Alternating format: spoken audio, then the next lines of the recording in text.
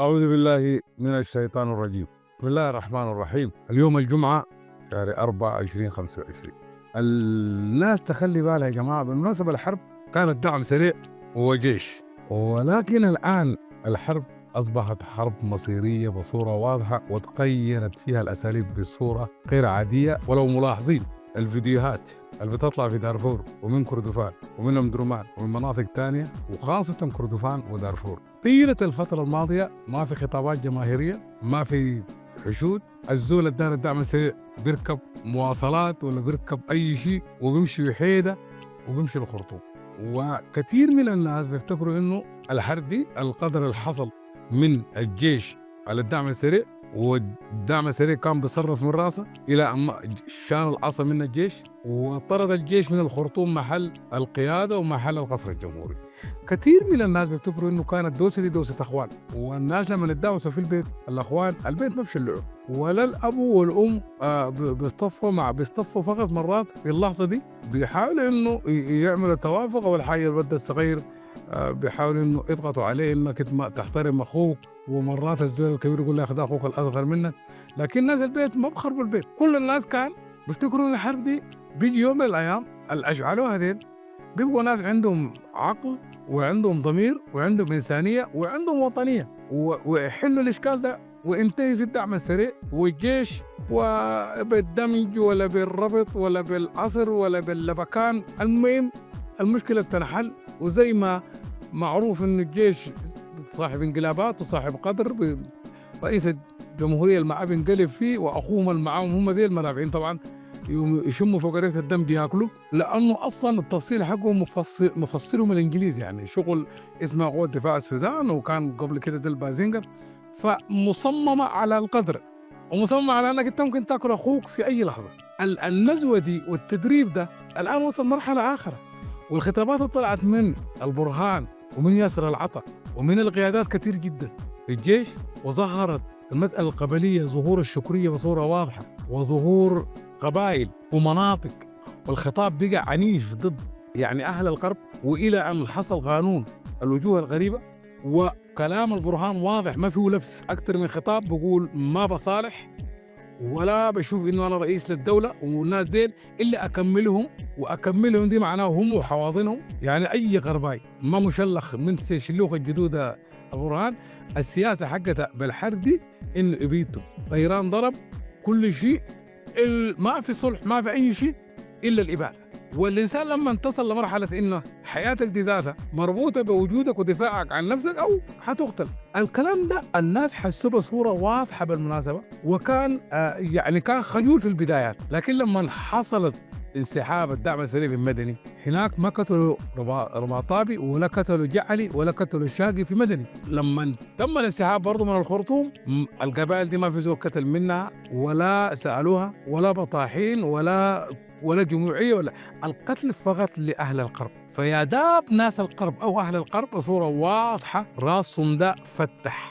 وبالمناسبة من أسبوعين لو ملاحظتوا الخطابات حق قيادات الدعم السريع من عبد الرحيم دقلو مرورا بالضباط والتخريج اللي بيحصل والحشود اللي بتحصل، الناس صراحة قلعت من حاجة اسمها دولة 56 بعقل جمعي. والناس تاني ما أظن في أمل ذاته إنه تاني الناس يبقوا مع الناس دي بشكلهم وبفكرهم ده الإبادي، حيبقوا معاهم في طرابيزة واحدة حقت نقاش. العنصر النسائي في غرب كردفان وفي دارفور دخل الآن بصورة واضحة، ودخل عنصر الهدايين. ولو ملاحظين الفيديوهات الظاهرة الأخيرة الحشود اللي بتحصل بيصروا فيها ناس الإدارة الأهلية بصورة واضحة، وتمت إقالتهم، ودي ذاته كويسة. الدعم السريع الآن من مرحلة كان ده يعني بيصرف تصريف، وصل مرحلة جبد العصا، الآن صراحة وصل لدرجة إنه فرق عيشته تماما السياسية والفكرية عن مسألة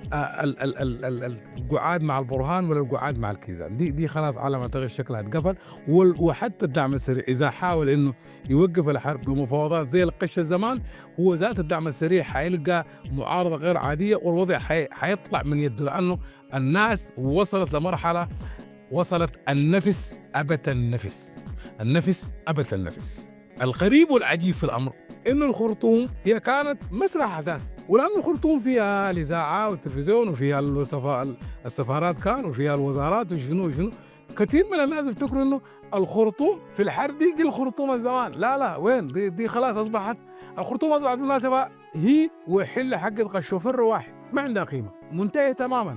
أول حاجة طلعت من وجدان الناس، انهدت، باظت، خربت، عشان تعمرها لا تستطيع انك تعمرها، ولا السودان عنده امكانات يعمر الخرطوم الا اذا الحرب وقفت، والبرهان وياسر عطا ما عندهم استعداد انه يوقفوا الحرب، فقط نصرة لنفسه وما عارفين الحاصل. بالمناسبة التعشيد، والآن الناس وصلت لأي مرحلة من القبن ومن لدرجة الحقد. لذلك الخرطوم أخشى إنها تبقى كلنكي ما بين دولتين، والكلام ده أصلا الجرح ذاته بيبرى من الأطراف. لو ساقك ده انقصه بسكين ولا بنصيبه وبدأ جا مرحلة البريان، أولا كان من بداية ذاك ني وحار وبوجعك وبدفق دم وسوي لكن لما يجي مرحلة حق إنه داير إبرة أو يعني الشفاء داير يجيك بيبرى من الأطراف، ما في جرح في الدنيا دي بيبرى من نصه.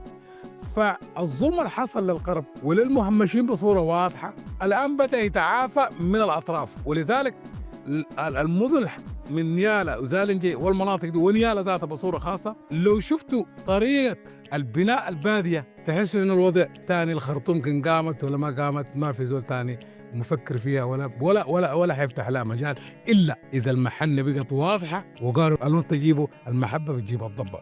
أنا المحبة ما جابتنا معاكم، أبيتونا كرهتونا، والكدروق بيت لما عفن. الكدروق اللي هو الخنزير البري بيجيب في بيته ده شغالات شينات عظام جلود وشنو، لكن بيجيب لهم في بيته ده. احنا والله نايمين في بيتنا ده. شفتونا انت القرآن حسيت انه الغرابه دي الناس جلاق ساكت، وناس كرور، وناس منافعين، وناس ذات بقوموا بعيد، وقلتوا بقوموا عند واحد عنده ضرب وديل بحاروا معاكم قلتوا بقوموا بعيد، وحتى ناسكم هناك لانكم بيسألوكم بقول لكم بيفتكروا غرابي ده حاجة كده مرفعين بياكل.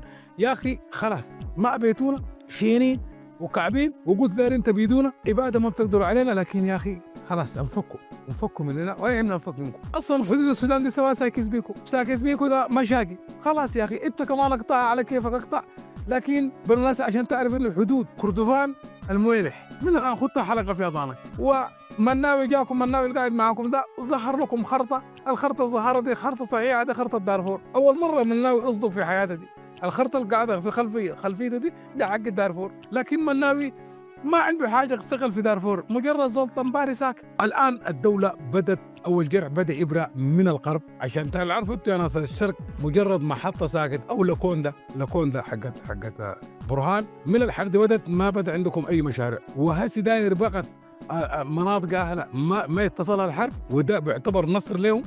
قنتتو ولا سوي سما شنو قنتو ولا قنتتو إذا سيدة دلوة عربية ده شنو وبتقول جدك العباس وما العباس عباس جابه هنا شو وتزال التاريخ جدا صحيح عباس اللي مش الجزيرة العربية.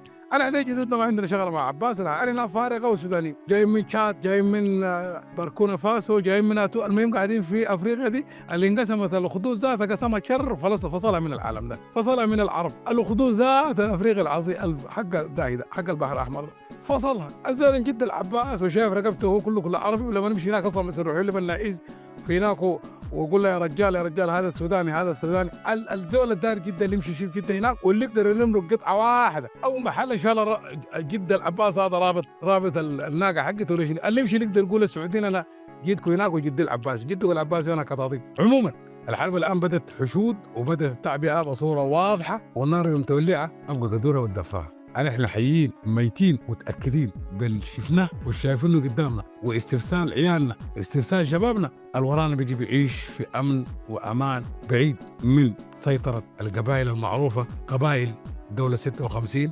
الانتهازيه الحسوده املقمتا كبيره. صراحة من هنا 3 شهور البرش ذاتها البرش مضفره طرقاية البرش في ضفرة واحدة اسمها الدرة دي طرقة واحدة بتبقى برش، لكن حتى النصر ذاته بيجي يناسب أجزاء وبتبقى بيناته فواصل، لكن في النهاية لما الطرق ده تبقى يكتمل ويلخيط بعد ذلك بيظهر البدح أو تظهر التشكيلات حقت البرش. الآن الضفارة بدت من بداية الحرب، والآن وصلت مرحلة إنه أبت النفس بسبب الخطابات السيئة جدا لقيادة الجيش. عيالنا الموجودين في الجيش من درجة فريق إلى درجة أغمش كتف تحت البندقي سيد البوجة. بالمناسبة قريت تبقوا قرباء في مناطق البرهان، حتبقوا قرباء. والدينكا لما انفصلوا ما في دينكاي حتى لو يبقى تعلمجي ولا بيحب الجوا قوات المنزل ما خلوه، ورجع جنوب السودان. النازل بالكرفسوا وشكله والماشيين قالوا دارين يبيدونا وما بيقدروا يبيدونا، ونحن منهم ما بنقصر ولا بنقمقم. الآن أهلكم كلهم صراحة مزاجهم رفع الظلم تاريخي عن القرب بصورة واضحة وعن المهمشين كلهم بصورة عامة أيا كان، حتى لو هم مهمشين في الشمالية ولا مهمشين وهم النوبة هناك طبعا برضه مهمشين. وما بعرف النوبة يعني ليه بيهمشون بهذه الدرجة وهم سيادة البلد. انت تقول جدة العباء جاي من الجزيرة العربية، وده جدة بقول لك انا حضارتي حضارة كوش. يعني ده جدات الخلع جاء طرد جدات الحلة. استمتعتوا بالبلد وسيطرتوا عليها وسيطروا تاريخ البركة وش في المعارف وين وسيادة التاريخ زادة خليتوهم سلاقين بيض. لكن هم ايضا عندهم شغله سيئه حقت التبعيه دي. الواحد كان يقول امشي قدام هو كسكس ورا وبقول لك انا لا اشاور الزول الفلاني عشان امشي قدام. الفاضل الجبوري كردفان.